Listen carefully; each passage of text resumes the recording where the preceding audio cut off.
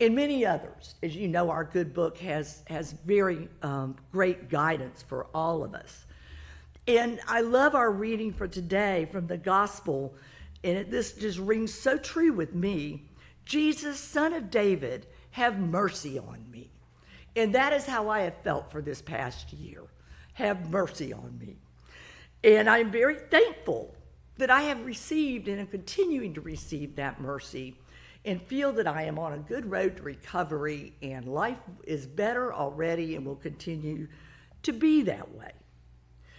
So the reason I chose St. Thomas wasn't really complicated. It's the only Episcopal church in town. But I don't live here. I live in Liberty, which is at about an hour up the road. After I left my daughter's care, I moved back home to my little farm. And I am so glad to be there. Life has kind of come full circle, and I'm back home where I belong. But a trip here every week is a joy. I spend the hour drive just thinking and contemplating. It's quiet time. You know, we all need more of that. So I am enjoying the travel back and forth, which doesn't bother me at all. But one thing I love about St. Thomas and the Episcopal faith is that it opens God's church to all his children, not those who meet the criteria required for other faiths. And I truly believe that. I truly believe God's church is for all his children. Now, as this is part of our build-up to Consecration Sunday, I want to finish out this verse in Proverbs, this little chapter, with some words that maybe will ring true for you as we come closer to giving our pledge cards for Consecration Sunday. Now, while we're not worried about keeping the heat and the lights on, which is really important, we need that, and we got to keep Father Bruce around, but it's beyond that. And I wanted to share this with you. It says, honor the Lord with your possessions and with the first produce of your entire harvest. Then your barns will be completely filled and your vats will overflow with new wine.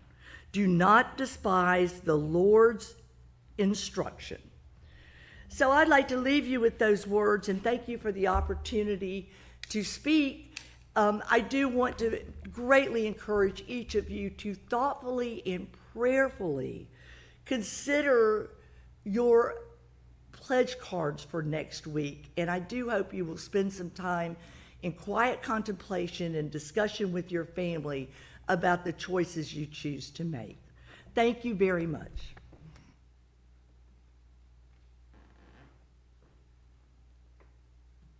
Dorothy, thank you. That was heartwarming and fun at the same time. My goodness sakes, no, we don't have criteria here. I mean, just look around, all right? We're all incredibly diverse, and we still manage to come together on Sundays. And go ahead, Gene, and pass those out. Does anybody need a reservation card? Okay. Now, understand this is for a catered meal, so if you don't make a reservation, I've got a funny one here for you. My father, yeah, you know about the Catholic background and everything, you know, you don't lie, right? Don't lie. All right, so he made a reservation on Easter Sunday morning.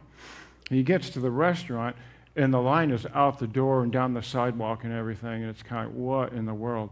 Well, we go marching up to the front of the line because my dad made reservations. You know what he says? He says, hi, ma'am. Yes, I'm John Smith. I've got reservations for my entire family here. All 5 of us and my mother. And she quickly said, well, Mr. Smith, you see all those people waiting back there? They too are all named John Smith.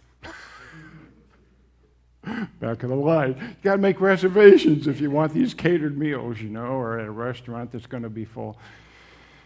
And on the way home, I heard my mother read my father out about lying. What does this teach the children?